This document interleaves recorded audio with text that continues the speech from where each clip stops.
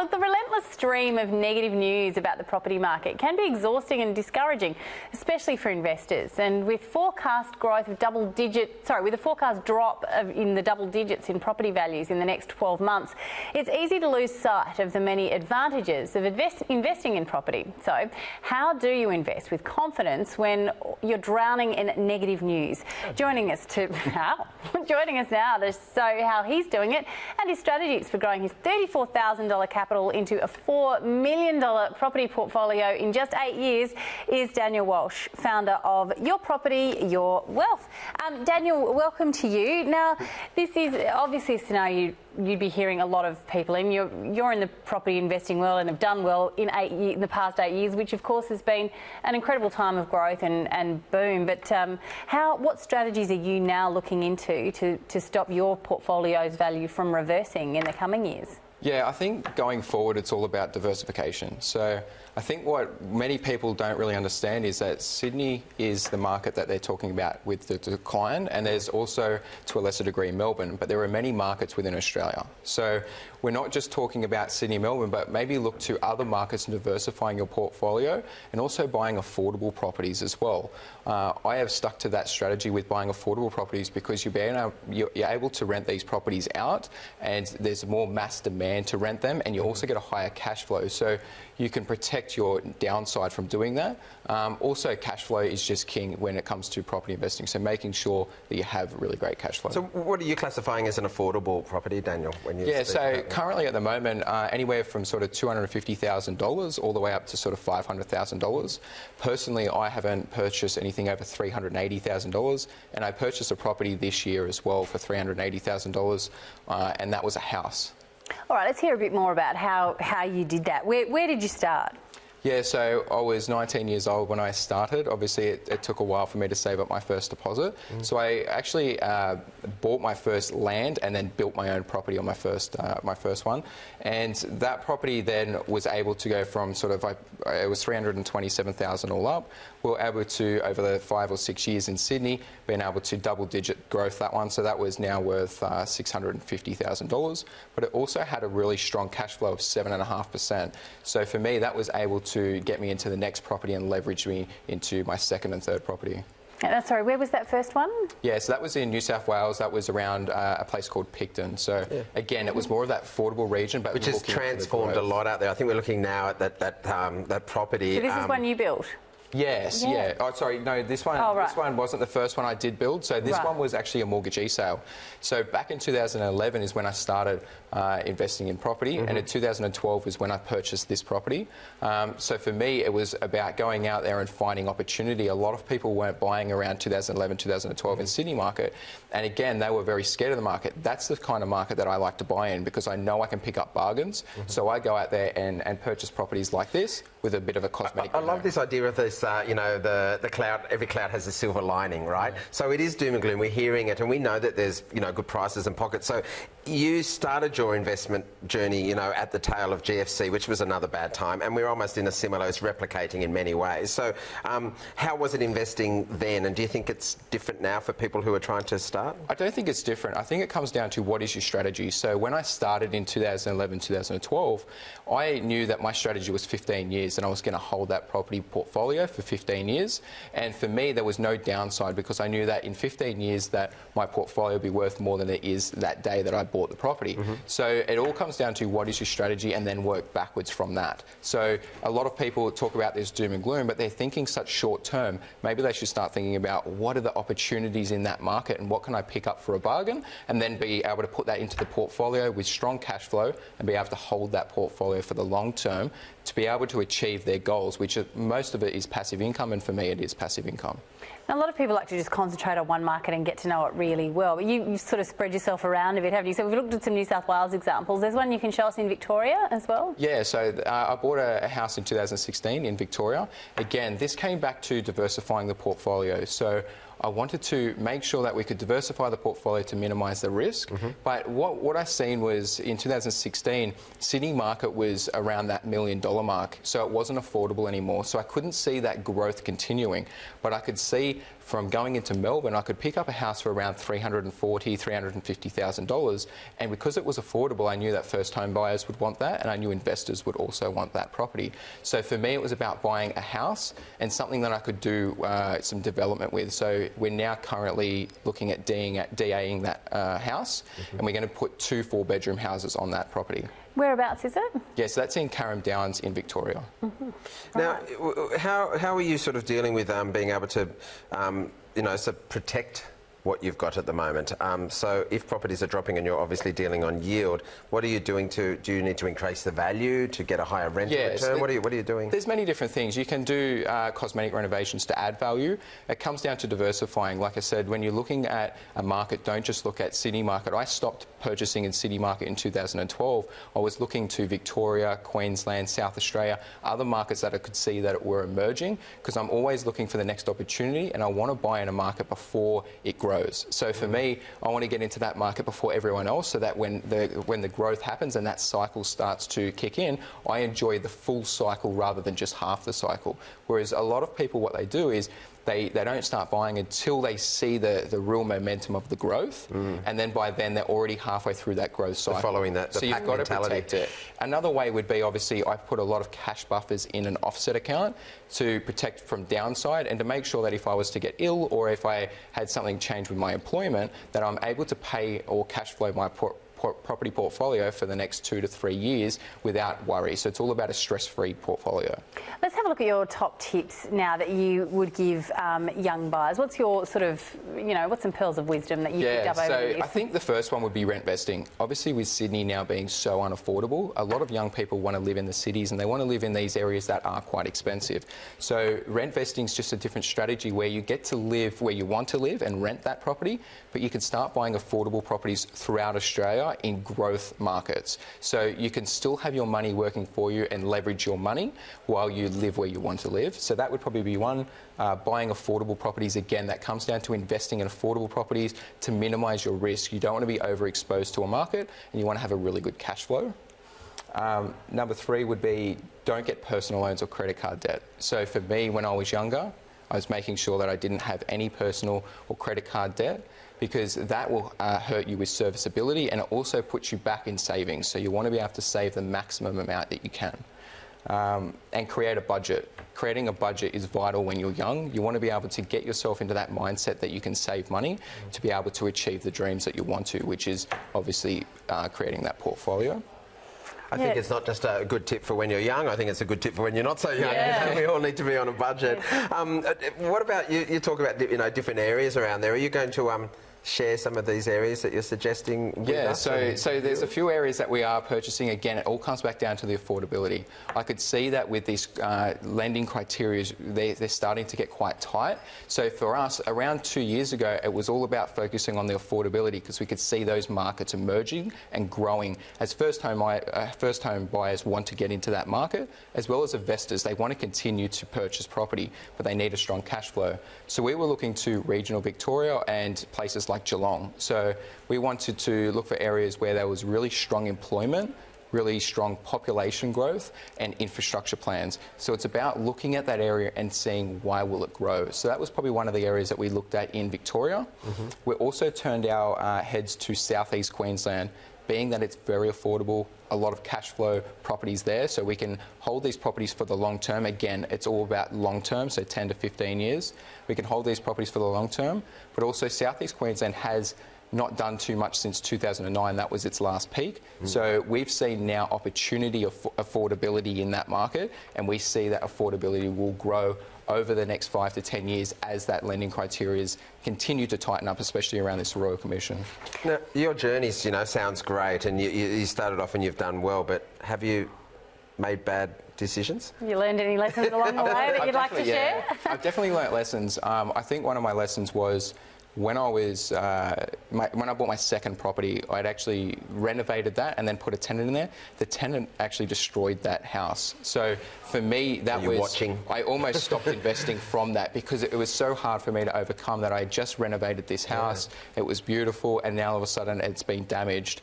I had learnt though from that don't sweat the small stuff. These small costs are going to come up, but it's looking at what are you trying to achieve over the long term. So I was able to go through my insurance company, get all the money back, being able to repair that property, get it up to standard, and then also renting that property out again. So it's just getting very clear on your goals. What are you trying to achieve? And then just don't deter from those goals no matter what, because property isn't an easy game.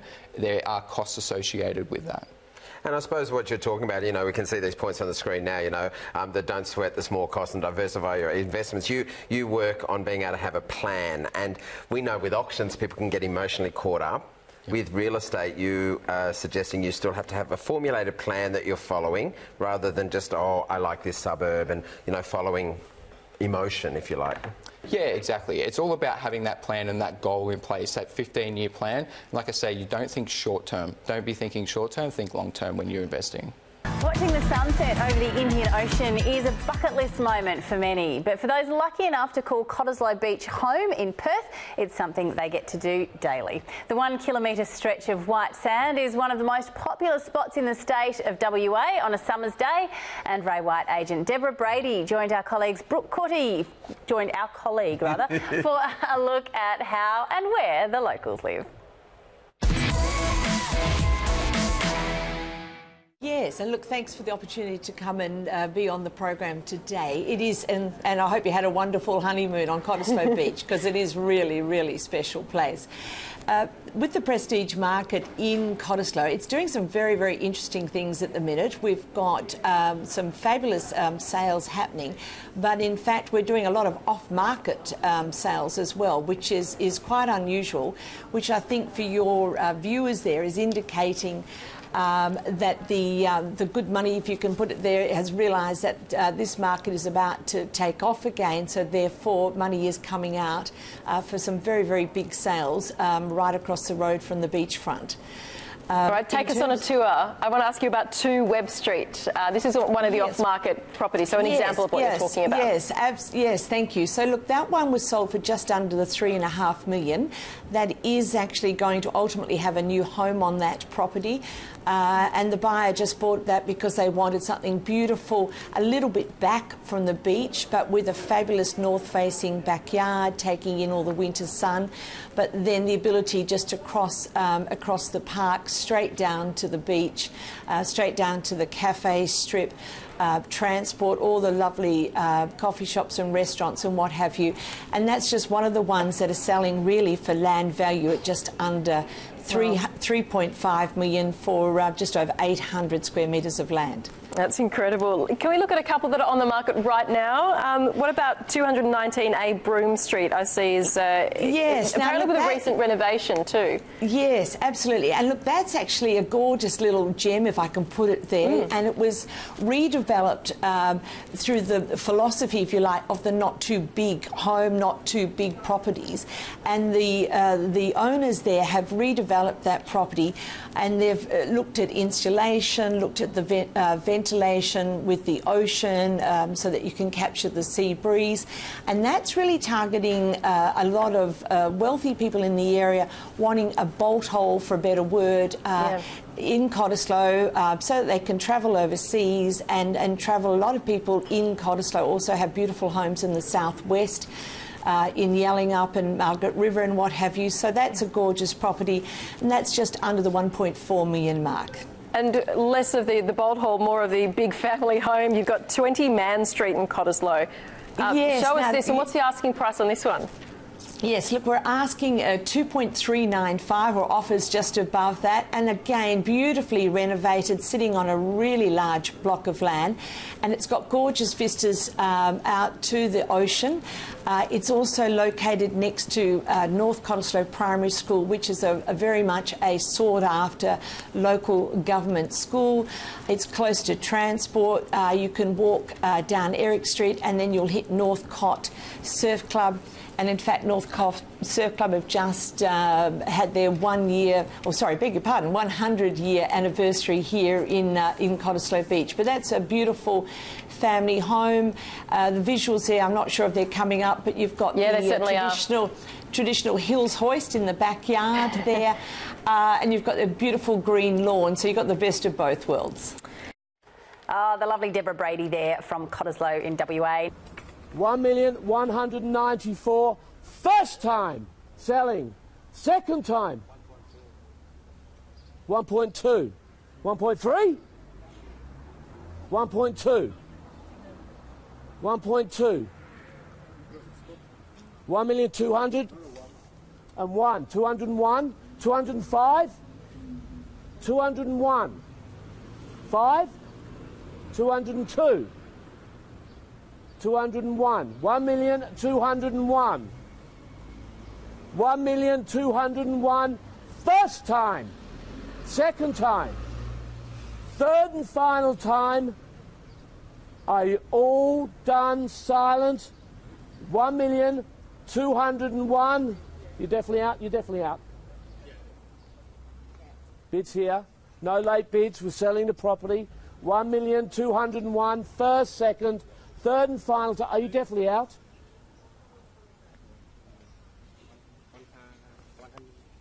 Two? 202? 205? 202? 202?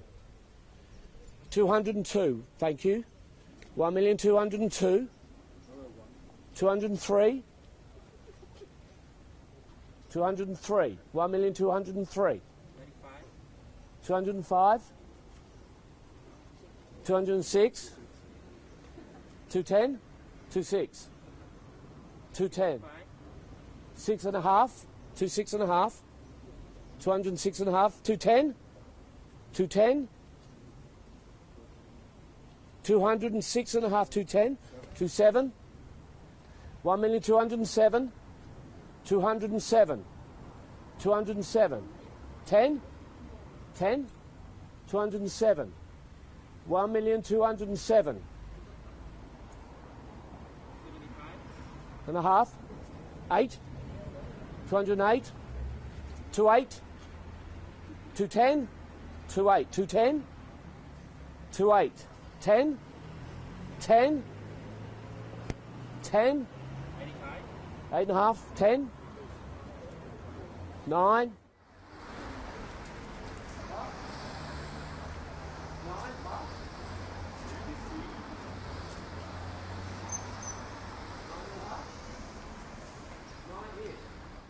109 once, twice, third and final time. 209, half?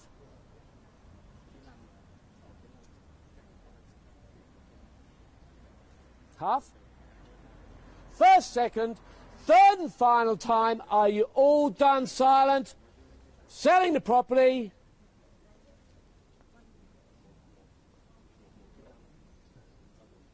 $10? 210? 210? 210? 210? 1,209,000 here. 10? 10? I'm selling the property here. It's 1,209,000 and I'm selling.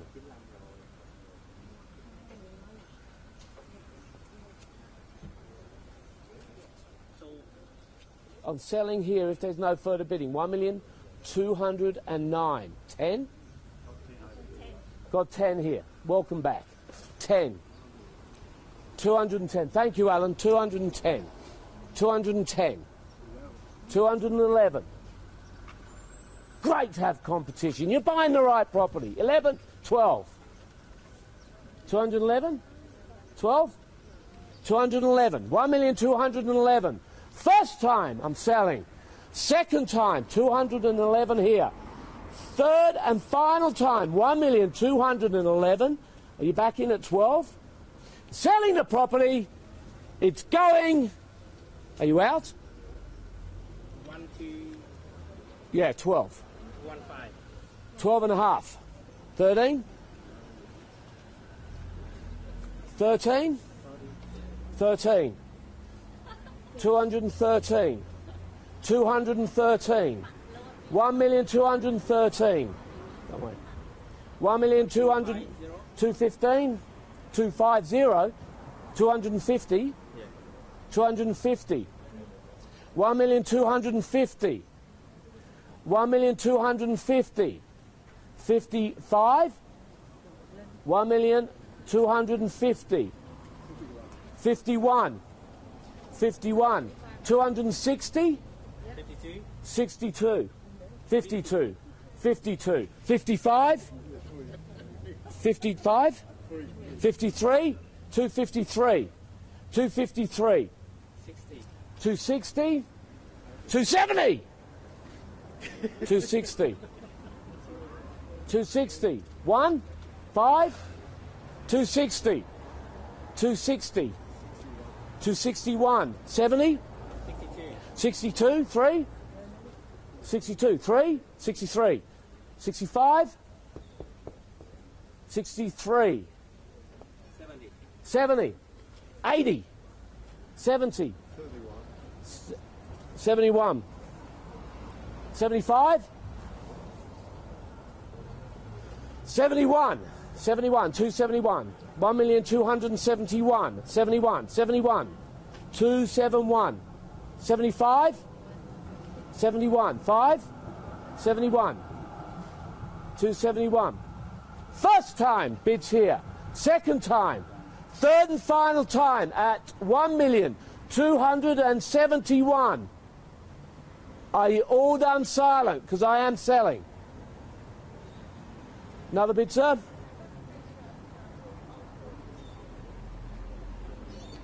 Another coffee? Do we have another one?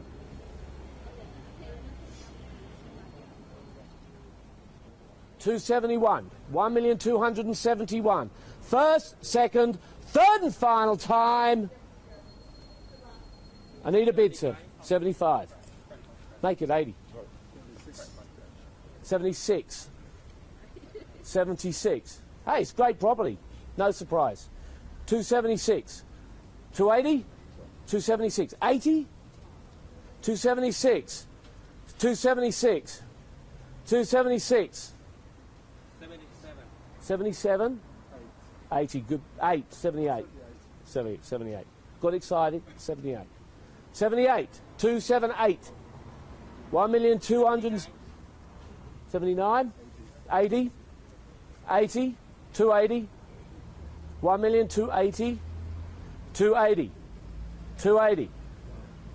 280 once, twice, third and final time, 1,280,000. Are you 280?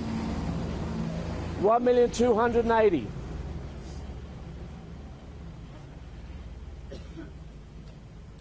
$1,280,000 first, second, third and final time. Are you all done? Silent. I'm selling here. Are you out, sir? 81.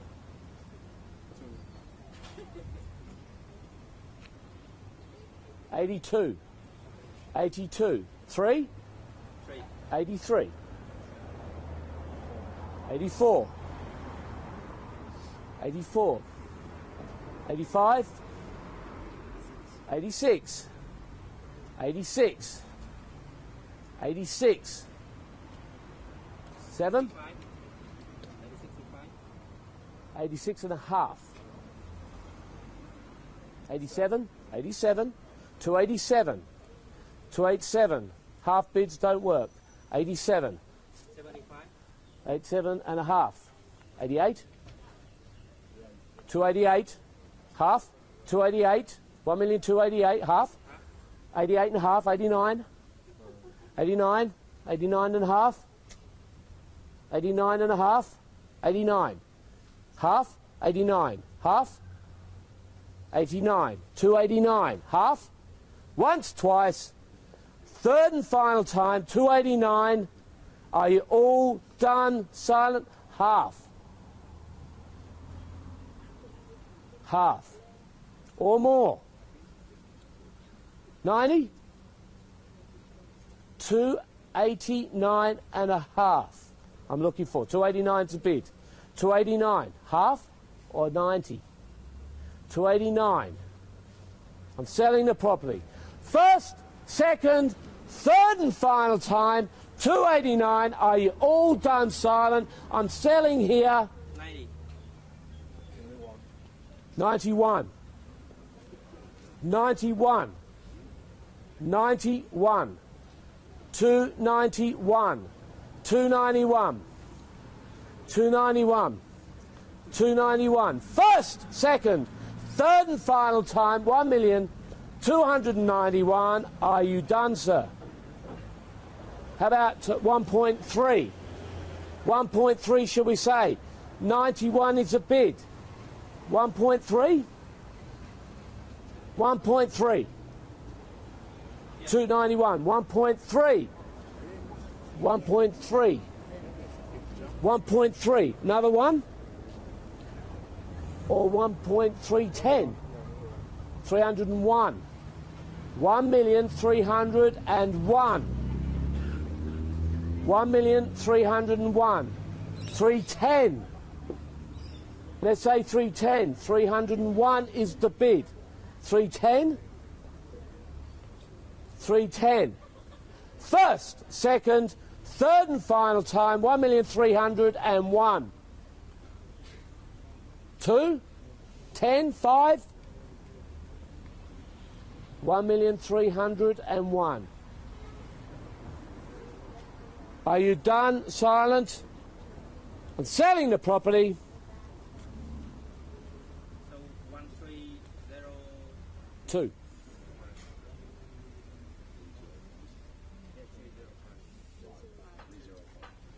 $305. 1,305,000, should we say 310? 305. 305. 1,305,000. 10. 305. 305. 306. 36. 36. 36. 1,306,000 first time. Second time. Third and final time. Are you all done, silent, and missing in action? 306 here, sir. 1,306,000. 307. 137. 308. 38. 310. 308. 85. 38 and a half. 9. 309. 309. Half. 39 and a half. 39. Half. 39. 1,309,000. 1,309,000. 1310. 10. 11. 311. 311. 12. 311. 1,311,000. First, second, third and final time. 1,311,000. 1,311,000. First time. Second time. Third and final time. Are you done, silent?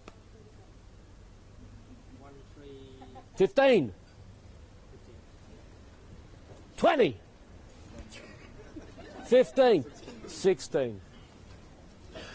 316. Thank you. 1,316,000. 20. 20. 320. 320. 330. 320 here. 21. 25. 325. 321. 25. 25. 321. 1,321,000 first time, second time. Third and final time at 321. Is that it? Finished? With you? You sure? 1,321,000. First time. Second time. Third and final time at 1,321,000. Are you definitely out? Because I'm selling the property. Al? 321? I think we have been holding on. 321. 25, 25, 26, 26, 326, 326, 326. Give me a hug, prove you're out. 326. First time, second time, third and final time, 1,326,000. Are you all done? Silent? 326.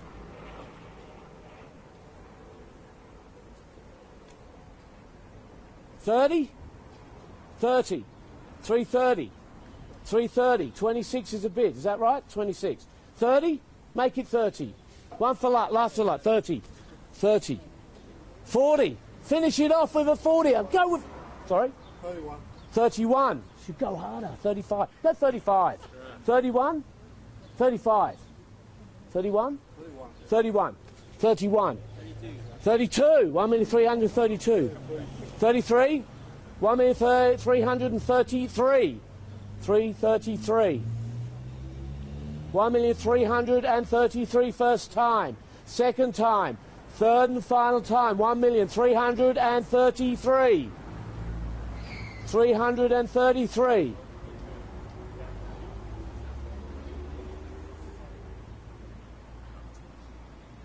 $1,333,000 first time. Second time. Third and final time. Are you 40? 340 and 1. 341. 1,341,000 once, twice, third and final time at 1,341,000. We are selling the property. You out? We're selling the property. It is going, Alan?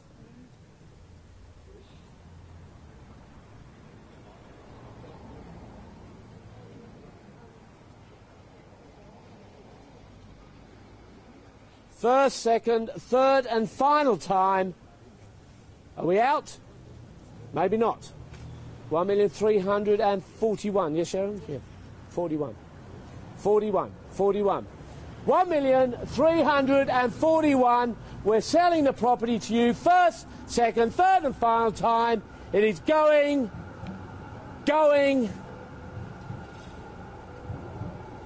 Sold! Correct. Oh my goodness! I loved it. The auction did have an end point. Wow! I tell you what, you know what they always say. You just need two bidders to make a fantastic auction, and it was really between those two couples Are they going to shake hands out the end? They did. They shook hands. How very nice. They've been facing off for the last half hour. He's saying, "Look, I'm sorry, guys. It wasn't me. It was Mum and Dad. They couldn't make up their mind." It really got over there. It started off with a $1 million vendor bid, and it got up there. And we're doing $1,000 bids to jump that up. I feel like it got there dollar for dollar. I think they did. What we were talking about, Daniel, you commented too, about the poor girl that walked past into the coffee. Is like, she's going to put her hand up and go, and she goes, "Yes, madam, you just bought a house." "No, I just wanted to order a cafe latte." Really, really good result. What do you think of that? Yeah, I definitely think it was a great result. I think the auctioneer really got every last dollar out of that auction. So, yeah, a great result, well over what they were looking for as well. So that's definitely good for them. Yeah, but certainly a property where there is scope to add value, you could renovate that, and you're never going to lose money buying it. No, I don't think so. And he was really patient, because you could see that one young boy in particular. He was dealing with mum and dad who were not possibly following pricing very clearly, or just telling him what to do, and he's like, "I'm in the middle here." I think it was a great result. It was a really good flow of an auction. And look, you can see this place. It's got scope to move. You know, that kitchen definitely could be improved, and you can get a higher rental return. And as you can see with this bathroom in a minute, Daniel. Yeah, definitely. Yeah, look at that. Yeah, it definitely looks like they could do a cosmetic renovation, not over-capitalise on it, and still be able to increase the cash flow if they wanted to. Yeah, and you can paint and scrape and make it look amazing, Sophie, and then you just walk next door and grab a coffee. Yeah, you don't even have to cook your own food. I never do.